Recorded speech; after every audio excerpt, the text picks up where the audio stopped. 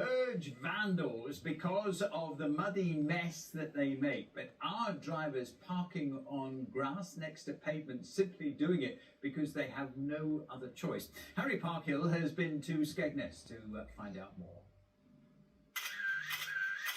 Snapped time and time again. This isn't a car park, it's a pavement in Skegness. People want to park on the grass verge, but they can't jump up onto the grass verge because of our tree line.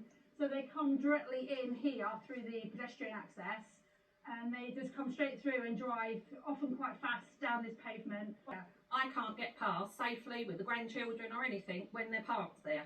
And they shouldn't be parked there. Everyone else does it legally. Why should they be getting away with it? They'll be cutting across the grass to try and get out. They'll be driving all up to the top where there's pedestrians, where the main pub is, and they just don't care. Just don't care sometimes.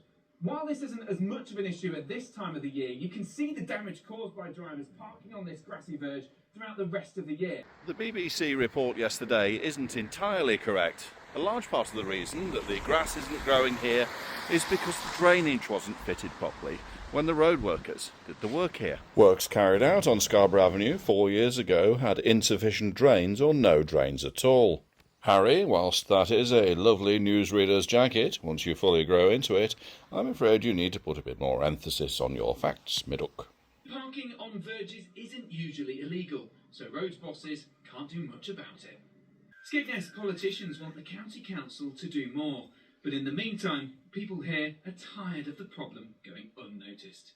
And the reason there's no grass here is because after the work was carried out, there wasn't topsoil put on or any grass seeds. Grass isn't going to grow on top of rubble, particularly when you don't put seeds down. But one seed that certainly does seem to have been planted here is that of a rather unwelcoming vibe to tourists that Skegness very much relies upon. There is definitely a shortage of car parking in the area. There used to be here what was called the Pier Fields, which used to be an overflow car park, which is now a Premier Inn. The food is jolly delicious, I have friends in there, but nevertheless this applies pressure to the car parking. We take away a major car parking facility and then complain when people struggle to park. Businesses, hoteliers and the council work hard to attract people here. Unless additional car parking can be provided, perhaps it's something where we need to have a more relaxed approach. The most important thing is that we don't park in front of each other's driveways, and from me, that's a wrap. Thank you for watching.